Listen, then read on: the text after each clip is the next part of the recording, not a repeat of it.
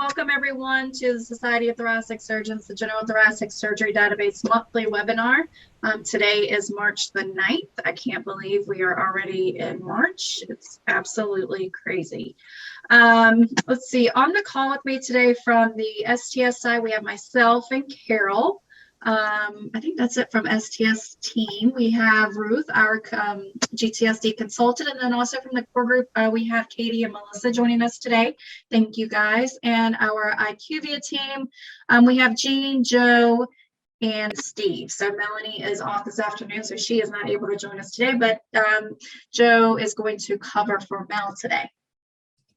All right, as always, just please be sure to put your questions into the Q&A and not the chat box. That way we have a record of the questions via the Q&A, and we can have a record of them in case we need them. So let's go ahead and hop into our agenda. Again, I'll just give a very brief STS update. Then I will turn things over to Ruth for our STS education.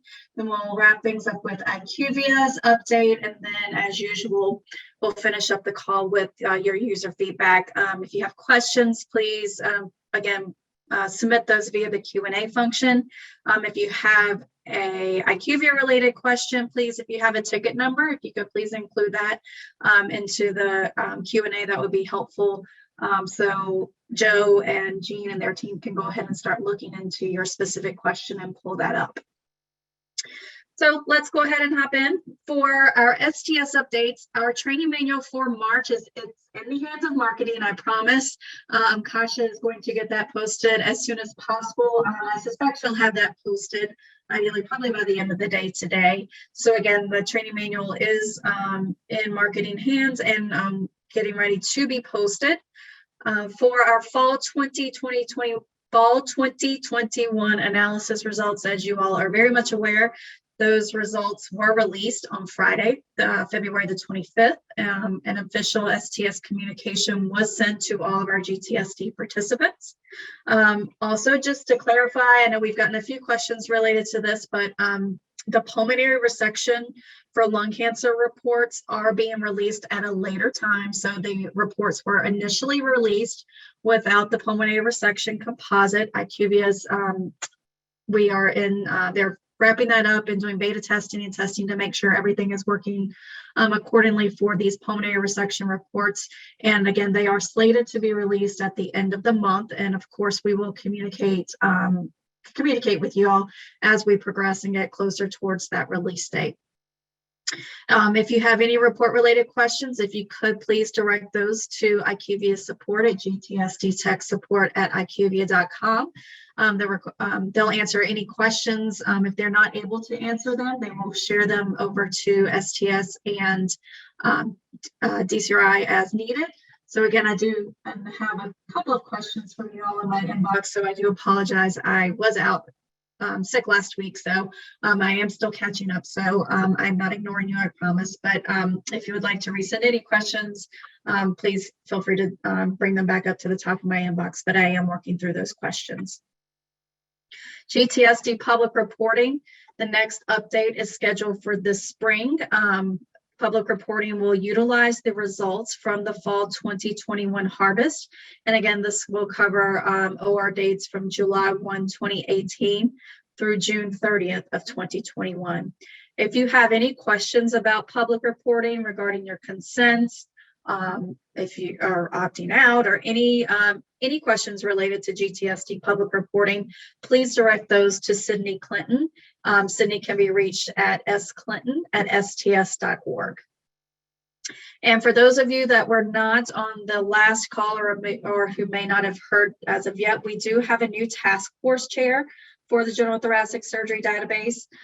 Dr. Chris Cedar from Rush University Medical Center is our new General Thoracic Task Force Chair. We're very excited to have him. He is assuming this role from Dr. Kozauer. Dr. Kozauer has taken other responsibilities within STS and additional task forces, workforces. So Dr. Kozauer has moved on and accepted other roles, and Dr. Cedar is assuming the GTS task force role from Dr. Kozauer. So again, we are super excited to have Dr. Cedar, and he's going to do, we're looking forward to him implementing a lot of great things. So looking forward to working with him. The spring 22 harvest has officially ended. That harvest did close last week on the 4th, and the last date to opt out was yesterday. I did receive one additional opt out this morning. So if you're worried about that, I did get that. But of course, all opt outs, not able to accept any additional opt outs at this time, as that IQVIA is preparing that data to go over to the Research Center for analysis. So with that being said, the fall 22 harvest is underway. The harvest is scheduled to close September the 9th, and the last date to opt out for the fall 22 harvest is scheduled for 9/13. That's all that I have at this time. I'm going to turn things over to Ruth so she could get started with work portion. Ruth? Great, thanks, Leanne. So we're going to start with some polling questions here. You should be able to vote as we go through these. So the first question, a surgeon performs a robotic wedge resection with mediastinal lymph node dissection. The lymph nodes are sent for frozen. If the lymph nodes are negative, the plan is to perform a lobectomy. If the lymph nodes are positive, the plan is not to perform a lobectomy at that time. How would you code clinical staging method for sequence 1620? You would capture invasive mediastinal staging as part of your clinical staging. You would not capture invasive mediastinal staging as part of your clinical staging, or you're not sure. This is a tricky one. And the poll is open. Let me see here. It popped up on my screen. I can see it. Okay. Yeah, Carol, I'll let you push the poll questions. Okay.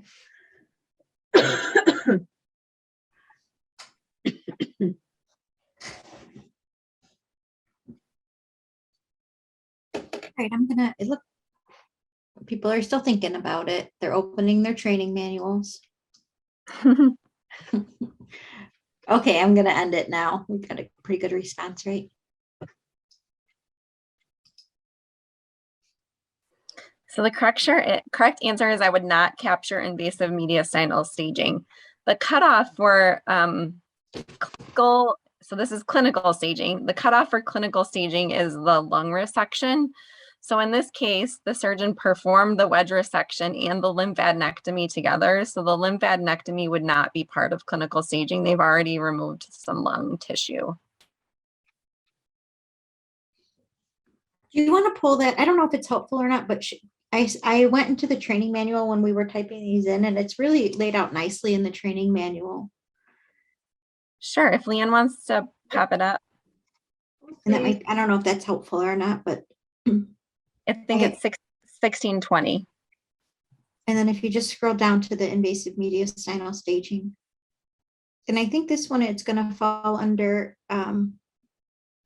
5C. So the VATS thoracotomy mediastinal lymph node dissection is performed with the lung resection, not ahead of the lung resection. So it would not be captured.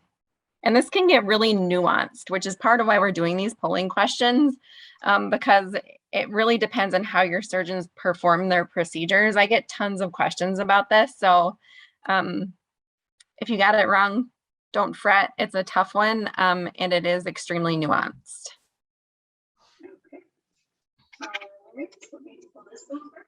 You want to flip back. The other one's sort of the next question is sort of a partner question to this question. So if your surgeon performs a VATS lymphadenectomy and sends lymph nodes for frozen, and then they're going to wait in the OR. If the lymph nodes are negative, they're going to do an anatomical lung resection. If the lymph nodes, oh, I should have said, if the lymph nodes are positive, I'm sorry, there's a typo. If the lymph nodes are positive, anatomical lung resection will not be performed. The lymph nodes return negative and the segmentectomy is completed. How would you code clinical staging method? Same sequence, 1620 in this case. So the difference being in this case, the lymph nodes were dissected by themselves. No lung tissue was taken. they just waited for the lymph node pathology to return first. I guess I could read through the options. So number one, I would code invasive mediastinal staging. 2 is I would not code invasive mediastinal staging. And 3 is really, Ruth, another tricky one. Help.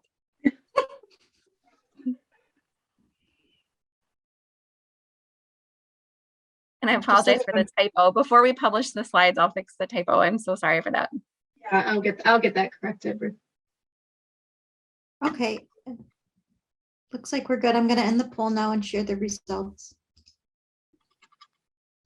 So correct, you would capture the invasive mediastinal staging in this case as part of clinical staging because the lymph nodes were dissected ahead of any lung tissue being resected.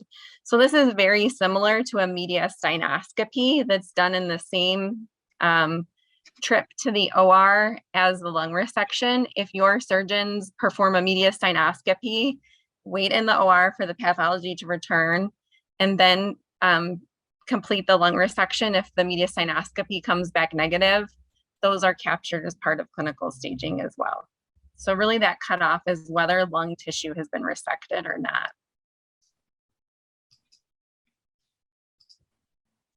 The next question. So this one is about mediastinoscopy. The surgeon performs a mediastinoscopy and the lymph nodes are sent off to pathology. The patient has a single positive N1 lymph node. Surgical resection gets performed at a later date. Additional lymph nodes are resected at the time of the resection. Are the lymph nodes removed via mediastinoscopy captured in sequence 1880, which is lung cancer nodes assessed? Yes, they sure are. No, they were removed before the surgical resection and additional lymph node resections were performed. Not quite sure on this one. Please explain. We need some polling music. I know. Next time, I have PFT polling questions for the next webinar planned. We'll have to come up with some great respiratory therapy soundtrack. Like it. Some heavy breathing. Nice. You've been breathing. Okay, I'm going to end the poll here.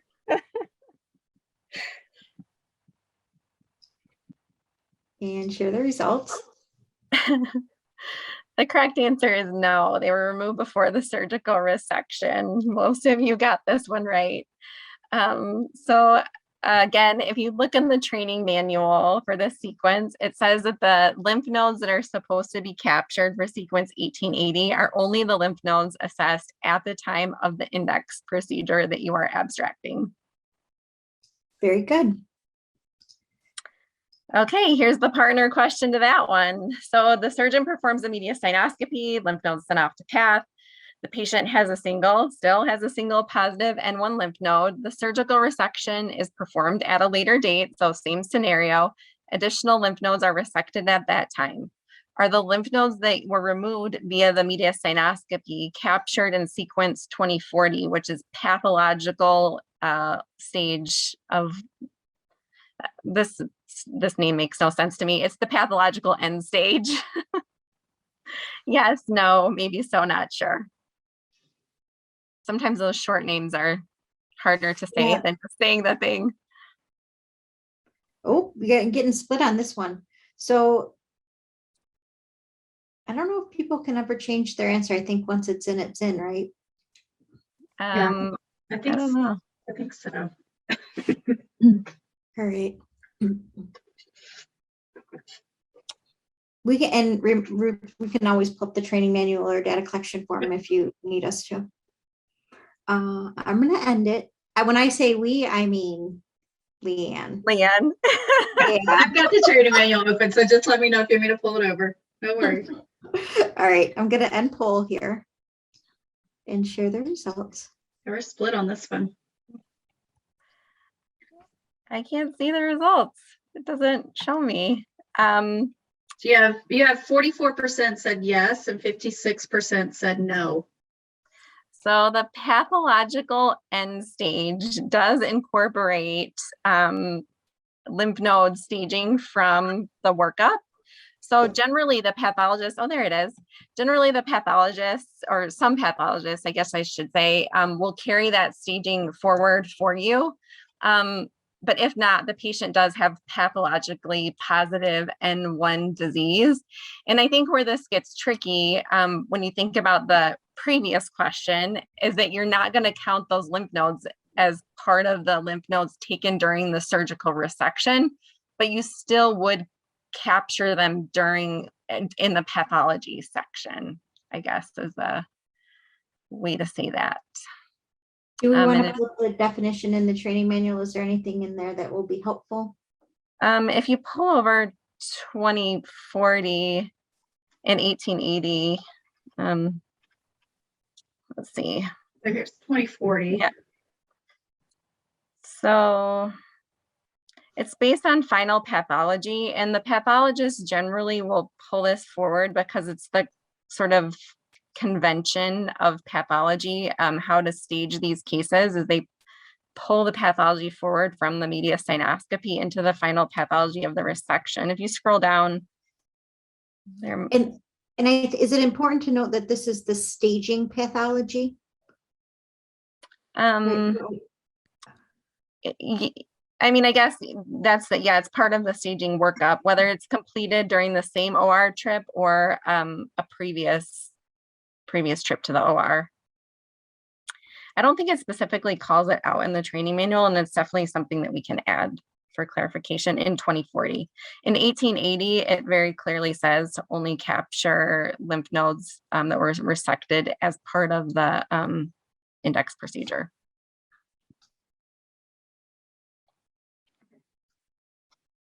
Do you want me to go to 1880 or are you ready for the next? I'm ready for the next, I think. Okay. All right. Next one. Patient is scheduled for a VATS lobectomy lymphadenectomy for a T2N0 M0 adenocarcinoma of the lung. Intraoperatively, the patient decompensates and dies prior to resection of the lung. What do you code for the primary procedure?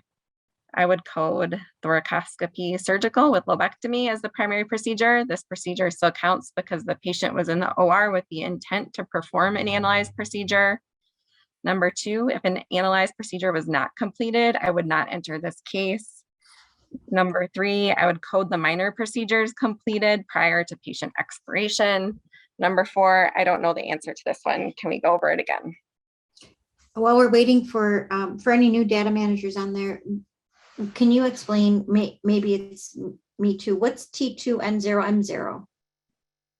That's just the patient's stage of their lung cancer. So they've already had clinical staging completed. They went to the OR knowing that this was lung cancer. They knew what stage it was clinically staged. And so now they're performing a therapeutic resection.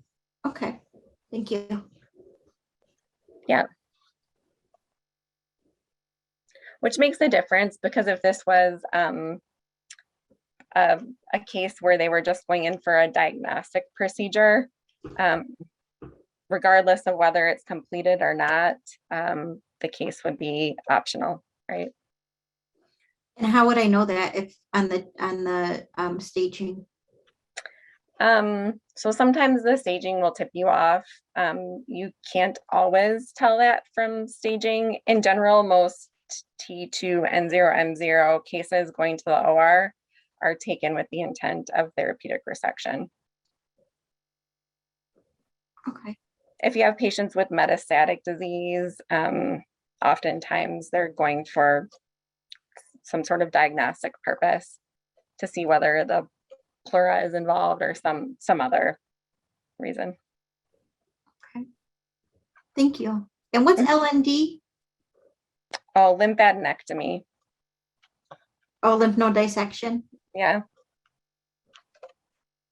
Okay. I'm going to stop the poll and share the results. Can you see them, Ruth? Yep. So in this case, you would code the intended procedure that was that the patient did not have performed because they died prior to the procedure being oh my goodness, able to, before it was able to be completed. So you would code the thoracoscopy with the lobectomy as the primary procedure. And this is one of the clarifications that was added to the training manual for March. So this is in the training manual, although it has newly been added.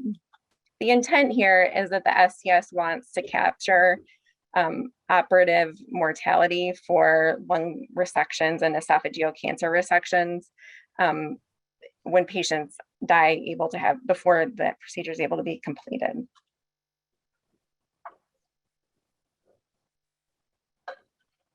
Great, thank you. Thank you. And now I think we're going to go through the training manual update. I don't know, Katie had put in a comment in the chat, Ruth, in regards to, I don't know if you had seen that or if addressed that in the question 4. I don't know. Sure. Yeah, so Katie has a great clarification point. So if the patient had N1 disease on mediastinoscopy and they had neoadjuvant treatment, the final pathology may be N0. If the patient doesn't have neoadjuvant treatment, that's not something you would need to consider. But for patients who do, certainly there are times where the patient's staging changes at the time of the final surgical procedure based on neoadjuvant therapies. So thank you, Katie. Awesome. All right, I'm going to pull over the training manual, Ruth.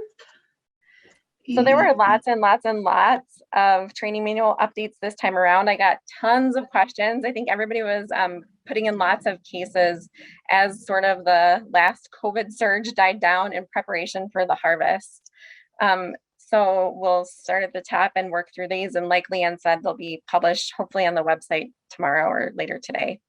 So to sequence 610, history of vascular disease, we received multiple questions asking what to do with patients with carotid disease, carotid endarterectomy, and carotid stenosis documented at greater than 50% has been added to major aortic or peripheral vascular disease as a portion of the preoperative evaluation. For living status, we got a question about what to do with patients who are currently in a long-term acute care hospital. You can code nursing home for living status for those patients. Multi-day operation, a lot of people got flagged in IQVIA because of the way that there was sort of some disagreement between the flags and what was in the training manual. So we clarified the training manual for this one. You'll code yes to multi-day operation if any of the 3 timeframes cross over midnight. So procedure start to procedure end, or OR entry, OR exit, or anesthesia start, anesthesia end. If any of those overlap midnight, you would code yes to multi-day. And sometimes it's more than one, obviously. Under primary procedure, there were several clarifications. I think I had 4 here. So if the patient goes to, this is the one about dying intraoperatively. If a patient goes to the OR for a pulmonary resection of a lung cancer or esophageal resection of an esophageal cancer and dies before the intended primary procedure is performed, code the intended primary procedure and capture the mortality in sequence 4220. Obviously, the patients won't have any post-op events because they didn't have a post-operative period. The next one, March, capture all procedures performed for each operative case, regardless of who performed the procedure. So if your surgeons and pulmonologists take patients to the OR together and do an EBIS prior to a lung resection, you would capture the bronchoscopy as a secondary procedure. This one's a pretty specific question, but I think that we've gotten it a couple times. So do not capture the extent of lung resection as a secondary procedure when resection of an apical lung tumor or Pancoast tumor is selected as the primary procedure. The lung resection is considered part of the procedure, and coding lobectomy or segmentectomy additionally generates errors when it's coded as the secondary. I know that some sites are very interested in knowing what was the lung resection, but unfortunately, if you put it in as a secondary, it just doesn't work.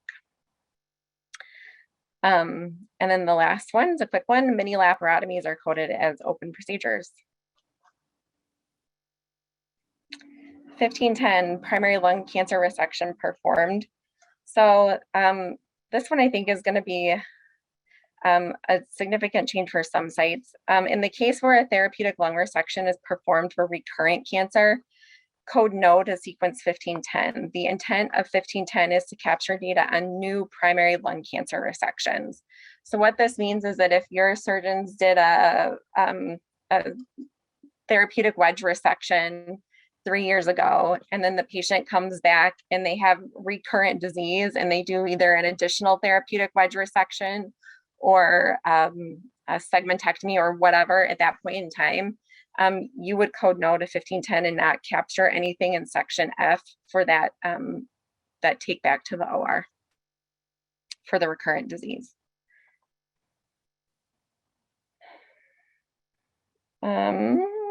Clinical T stage. So what we added to T stage was clarification around what qualifies as the great vessels. This one took a lot of digging actually. So under T4, great vessels refers to the mediastinal great vessels, which are the SVC, aorta, mediastinal PA, mediastinal pulmonary veins, innominate artery or veins. I typoed pulmonary, sorry. This does not include intrapleural or intraparenchymal pulmonary artery or pulmonary veins. And if you have specific questions about that, I think your surgeons are a great resource to help guide you specifically on that vasculature. They should be very familiar with that. 1880, we talked about this one in the polling questions. Only capture lymph nodes resected during the procedure being abstracted on the data collection form. For example, do not include lymph nodes resected during a prior mediastinoscopy.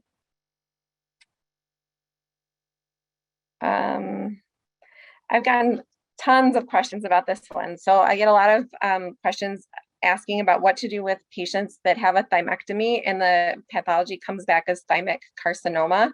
If you scroll down to sequence 2650, Leanne, it's like 2 sequences down. Right there. You can see thymic carcinoma is actually listed here under number 6, thymic carcinoma or type C. So you can code yes to thymoma, and then under 2650, you'll select the thymic carcinoma.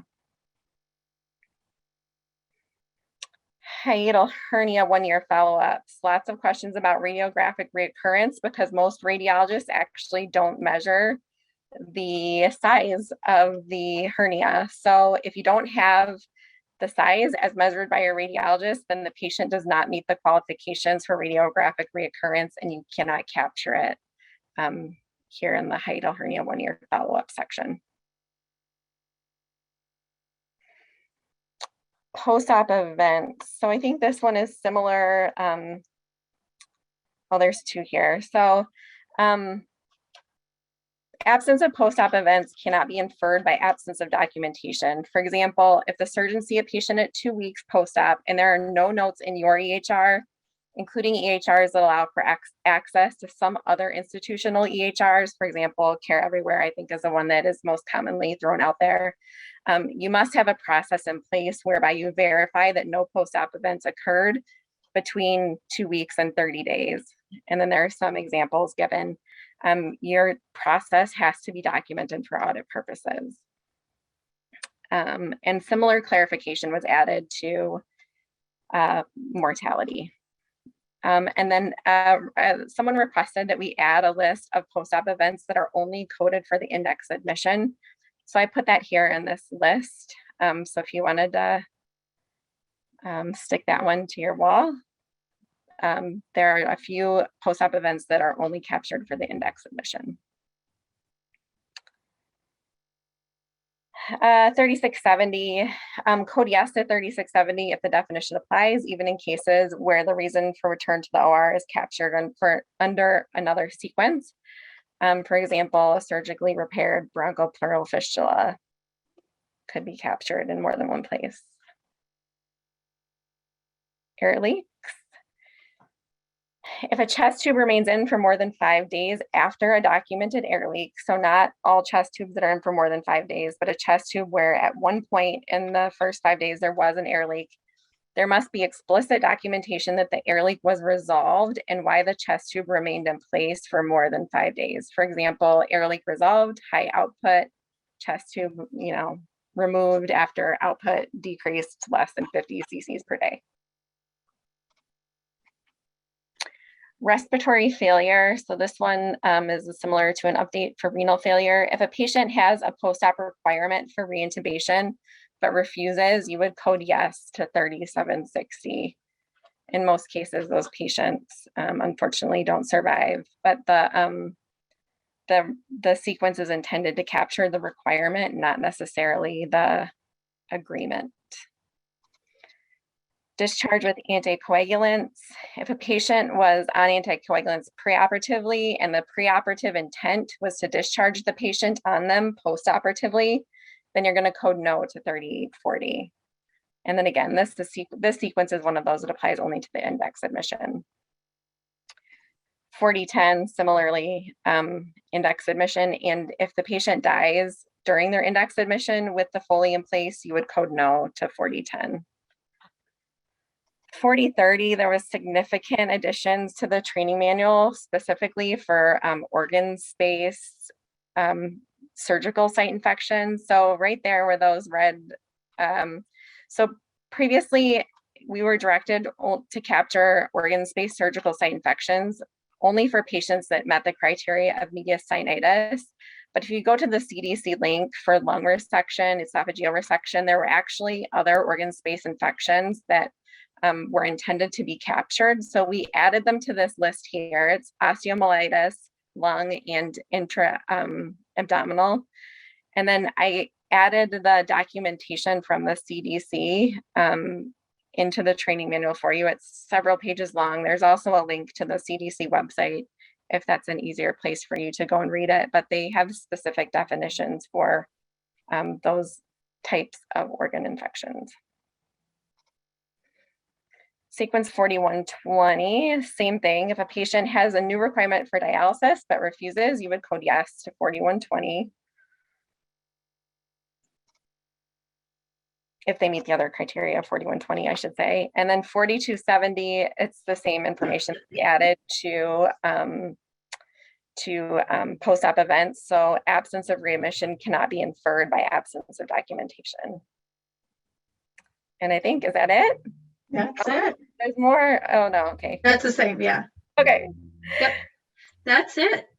We have some questions. I don't know if you wanted to go ahead and tackle those while we're here, or if you wanted to, let's see.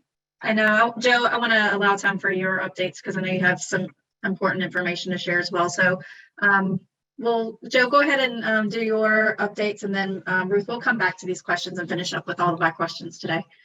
Okay, sounds good. All right, works for me. Let's go ahead and dig in. These updates, a lot of these are familiar, just kind of refreshers and reminders of updates that have recently been added to the system. Starting here with these updates on this slide were implemented over the past weekend on March 5th for the uploader and DQR, STS 7504.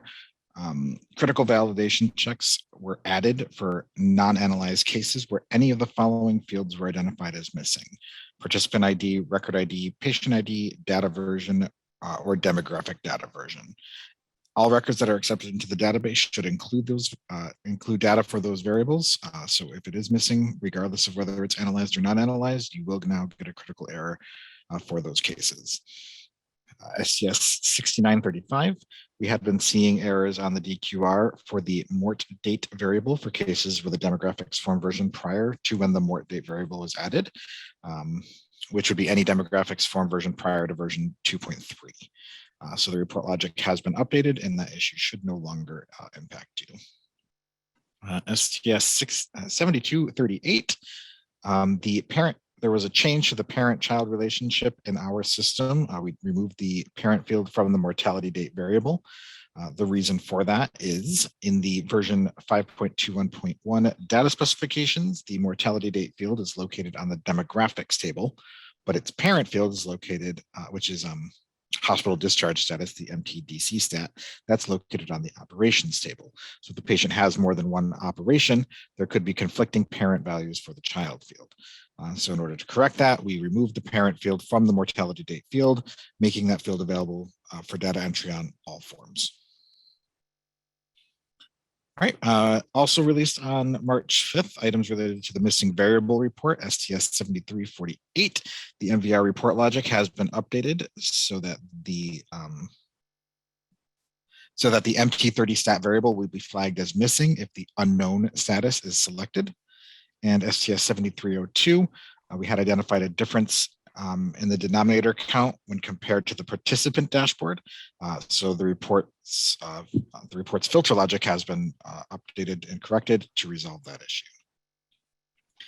STS 7734, missing values for the tax identification number variable had been triggering errors and warnings for direct data entry sites when reviewing the harvest summary report. And so that should no longer occur. And then on the participant dashboard, STS 7686, the race documented sequence 200 variable was missing on the case form, but not displaying as missing on the participant dashboard report. So that report logic should now be working as expected. All right, and then an update here in regard to the March 2020 release, the risk-adjusted dashboard for lung cancer resection reports. Those reports are currently in development and testing, and the beta testing phase for those results will begin soon. Official communication will be provided to you all on the release timing for the lung cancer resection results. So be on the lookout for that communication. I think I had one more slide. Yep, a couple of known issues we wanted to bring to your attention, both in regard to the risk-adjusted dashboard report, the most recent fall 2021 harvest. On the legacy reports, STS 7983, all legacy report results are displaying a limited number of available results. The IQVIA development team is actively working to resolve the impacted report calculations. Currently, any impacted fields are showing a dash for the results. So we are working to get that updated for you as soon as possible. And then STS 6909, the calculation for minimally invasive lobectomy for clinical stage 1 lung cancer will be updated on the STS NIS comparison report per updated requirements that we have confirmed with the STS. For both these issues that I've just mentioned, we will be posting a follow-up notification sometime this week regarding their resolution on the platform. And I think that should do it for me. Yep. Just the usual reminders, please get in touch with us if you submitted a ticket and you'd like an update, and we will be reviewing additional items to bring to your attention as they become known to us. Great, thanks so much, Joe. I appreciate it. And again, like I stated earlier, for any report-related questions, please send those to GTSD tech support at IQVIA.com. And again, I am responding to a few questions that I have in my inbox. And as always, STS and DCRI will be looped in as needed for these report-related questions. My contact information, if you need to get in touch with me, STSDB email if you have questions regarding any operational questions in terms of participation agreements and all of that fun stuff. Mark your calendars. Our next upcoming GTSD webinars, our next user group calls scheduled for March the 23rd, and then followed by our April 27th user group call. And our next monthly webinar is scheduled for April 13th, and followed up by our May 13th webinar. And as Ruth stated, she's on our next monthly webinar, she'll be including some polling questions regarding, I believe, lung function tests, PFTs. We look forward to that webinar, Ruth. I know you answer many PFT questions. So that's all that I have. I know we had several questions in the inbox, and it looks like Ruth has been hammering through some of those. Ruth, did you want to take that first question? Looks like you had indicated, what's the difference between the pulmonary resection for lung cancer and lobectomy for lung cancer reports? I think your pulmonary resection for lung cancer report will include like segmentectomy data and therapeutic wedge resections also, correct? Yes. Yeah, and I need more information. And actually we did provide a webinar. I'll send you a link to it. But there's a webinar that we gave that the surgeon-led webinar that explains the pulmonary resection composite. So a lot of that presentation explained the pulmonary resection composite beautifully and simply.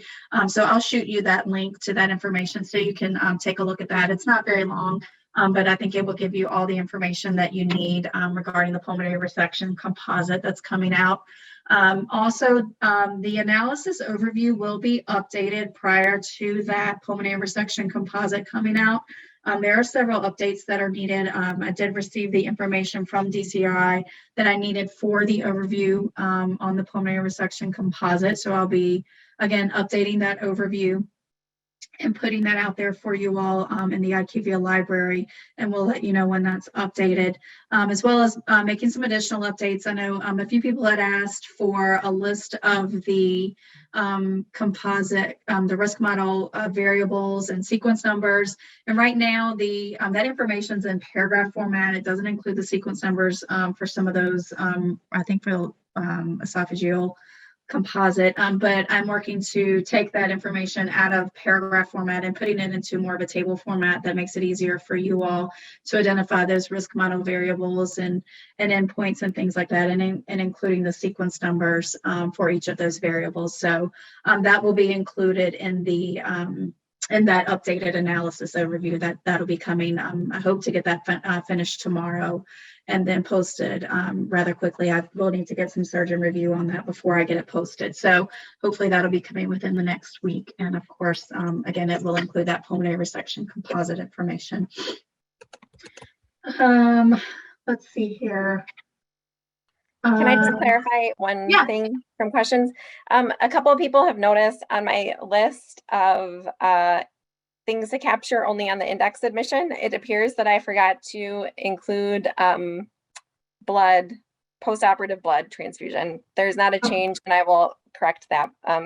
Maybe we can catch Kasha before she publishes it.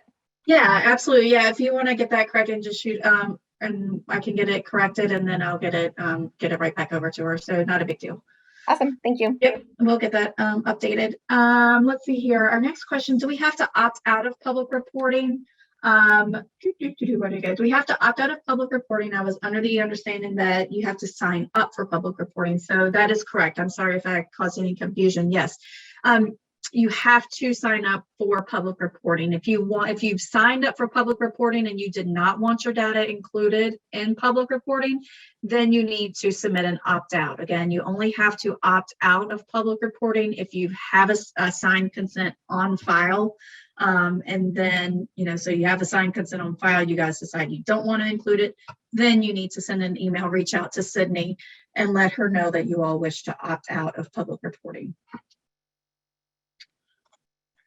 New to GTSD, is cryoablation to intercostal space coded as a nerve block or separate minor procedure? Did you want to answer that, Ruth, or would you need it submitted? We don't do those, Katie. Katie, do you do those? I don't code them, so I would have to look it up. Yeah, we don't do them. I'll look it up, Suzanne, if you want to send it in as an FAQ, and then I'll see if I can find a CPT code for you. See, I am not able to find ECOG or Zubroad scores in IQVIA risk-adjusted report dashboard. Is that data reported? If not, can it be included? I don't know the answer to that off the top of my head, Barb. Yeah, I don't see it in this is Carol. I don't see it in the participant dashboard, and I was just going to check in the okay. in the risk of the benchmark dashboard. But it is something that we can include going forward. Maybe we don't have risk or benchmark data in the risk adjusted report. Let's see. It is something that we can add into the to an elaboration update, and if Yeah, if you would, Barb, if you could submit that to IQVIA to be added in for an elaboration. It might take a little bit to get it added in, but if it's on the list, then we know that sites are asking for it. IQVIA keeps a running list for us for, when you guys report or ask for things like this. So they keep a running list, and then we meet and then review the list of things that participants have asked for to be included in future reporting. So that would be great. Thank you. Thank you, Carol. I appreciate it. Dia, it looks like she's responding to someone. I'm not sure who's working with Dia. It is the ID number that correlates with the patient that does not work. And I'm searching the patient. So Yeah, like, I had responded to something Okay. that Dia had asked Okay. earlier. And Dia, okay. I would encourage you to please just send an email to the GTSD tech support at IQVIA.com address. We'll have somebody look in and make sure that we can walk you through the process and get you understanding that. Awesome. Lobectomy, so for clarification, lobectomy data is included in both the lobectomy report and the pulmonary resection report. I'm pulling up, hold on.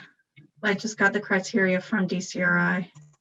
Yeah, lobectomies are captured in Right. both. The pulmonary resection report is also going to include things like wedge resections, Right. or I think segmentectomies as well.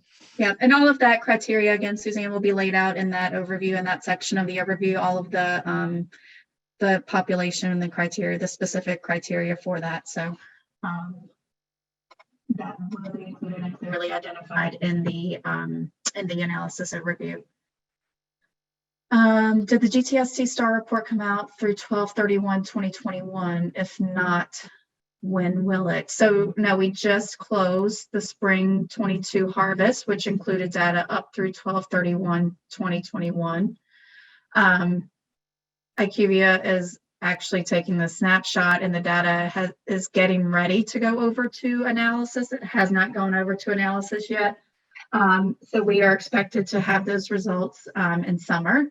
I don't have an exact date, but it's expected this summer. So as we get closer, I'll provide more information on an exact date, but it is going to analysis. It's on the way. So no, the pulmonary resection for lung cancer composite will not be replacing the lobectomy. Oh. So Yes, it will be. Right? We're going to get rid of the. No, we're not getting rid of the lobectomy for lung cancer composite. So we'll have the three composites. We'll have the pulmonary resection composite, the lobectomy for lung cancer composite, and the esophageal composite. Esophagectomy composite. Oh, I apologize. I thought we were removing the lobectomy from. No. Okay. Oh, it's the lung cancer that we're removing. Right. Oh, sorry, everybody. That's okay, Carol. No worries. So we'll still have the three composites, and the only two composites that are being publicly reported at this time are the lobectomy for lung cancer and the esophagectomy composite. Pulmonary resection composite will be publicly reported and probably within the next year or two. We have to get the data in the analysis reports and get you all that feedback, and then within the next year or two, that pulmonary resection composite will be included in public reporting, and more the public reporting team will provide more information on that, consents and all that fun stuff. Ruth, looks like the second question's for you. If we have a case that has a lung cancer with a second primary lung cancer but had a previous surgery, we answer no to lung cancer and not abstract it. That's my understanding from my conversations with Dr. Cedar, but I can take that specific question back to him again if you want to submit it as an FAQ. Yeah, we have a call actually on Friday of this week. So if you would like to go ahead and get that in, we could get that included on our call. And the reason for that is because the outcomes for those patients are just different than patients with a new lung cancer getting a lung resection for the first time. That was the rationale.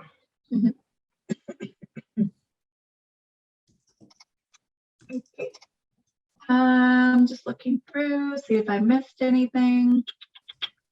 And Ethan, I'll send you the link for that pulmonary resection webinar.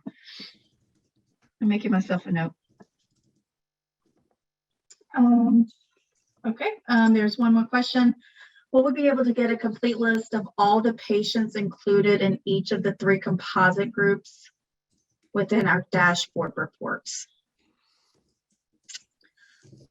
I know, Carol, if that's something that we've asked, and it hasn't been provided before, but I know that we've asked for that and are planning to.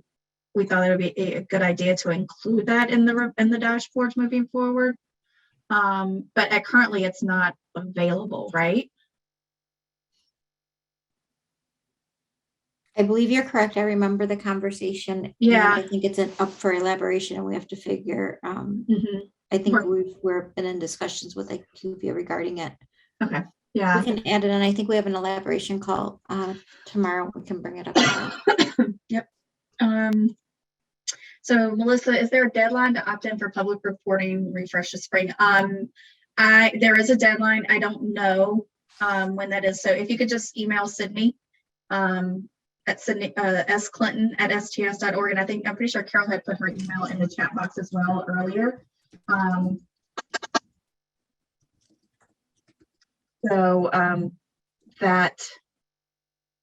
Just reach out to Sydney and she can give you all the information about public reporting. I think the deadline is already passed. I'm not sure, but again, just reach out to Sydney and she can answer that question for you.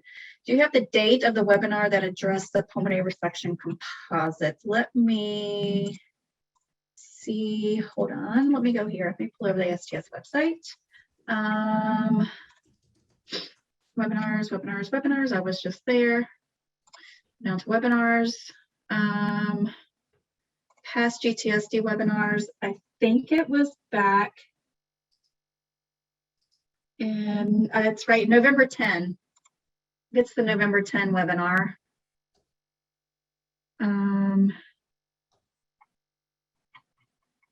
I think. Yep, it's the November 10 webinar for the pulmonary resection composite. So if you go here on November 10 and you play back this webinar, you can see, you could hear the presentation on the pulmonary resection composite. You're welcome, Maggie. And then Suzanne had a question for you, Ruth. Sure. I think if you could send it as an FAQ, that'd be great, Suzanne. Okay. All right, perfect. All right. Going once, going twice. I feel like we need hold music. Anything anybody else wanted to bring up that I might have missed? Maybe. If not, I think that is it. Still confused. Thought only cases required are lung cancer with a resection done. So there's several questions about the change to the section. Oh my goodness, I'm forgetting section G, I think it is, where you answer the lung cancer question. Mhm. So the intent is to only capture new lung cancer case information in that section. You can still enter the case. You just aren't going to fill out that lung cancer pathology and clinical staging portion because those cases are different than new lung cancer resections. They don't compare, like the outcomes aren't comparable, I guess is the right way to say that. And Can so we that pull up the data collection form on it, Leanne? Okay. Yeah, that's it's like you're in my brain, Carol. Yeah, I am. We're in each other's. Yeah. So, and Suzanne, can you post the poll questions and answers on the website? Yeah. So this webinar, all the slides and everything will be posted out on the that webinars page. So, it may be next week before it's posted. Our marketing team, Armando, is away right now, so it may be. Sorry. Here's the data collection form. And Ruth, what section you said, G? Yeah, so, well, it's sequence 1510, I think, is where you get there, maybe. Trying to remember the gateway sequence to the lung cancer piece. F. So it's, yeah, sequence 1510, primary lung cancer resection performed. If it's not a new lung cancer case, you'll say no. And then you won't complete section F, because when you say no to 1510, F will not open. Yeah. And so Gotcha. to your question, why enter the case at all? I understand the question. I'll follow up with Dr. Cedar and I can ask. answer that. I can, some sites like to capture all of their cases that their lung surgeons are performing, even if they're done for metastasis or a secondary lung cancer. So they're entering all of those, but we don't want to analyze those. We're not analyzing those. We're not comparing those with primary lung cancer resection procedures. So we still give sites the option, because some sites like to have all of their data in one place. So, you know, the surgeons want to know their counts, or even just internal quality improvement for your lung cancer patients, surgical patients. So we allow, we allow sites to submit their data. We just do not analyze it. The pathological staging for those cases is not the same as, and is sometimes not provided in the same way that it is for new lung cancer cases. So sites were having difficulty filling out section F for those cases, particularly, is part of the change as well. You truly wouldn't have all of the information in the same way. Thank you, Carol and Ruth. All right. I am not seeing upcoming monthly webinar in May is noted on the slide as Friday. I may have made a mistake. Let me check. So sorry about that. Next, definitely not right. And April. May 11th for your monthly webinar. Oh, I have May 13. Sorry about that. May 11. Thank you. I will get that changed. Thank you, Carmen. I appreciate it. Keeping me straight. I apologize. All right, I will get that changed right now. And thank you, everybody, for joining. Thank you, Ruth, and Katie, Melissa, Carol, everyone. I appreciate it. Thanks, guys, for being on the call today. And if you have any questions, just reach out. I appreciate it. Thanks, everyone. Thanks, everybody. Bye. Thanks, everyone. Great job, Ruth.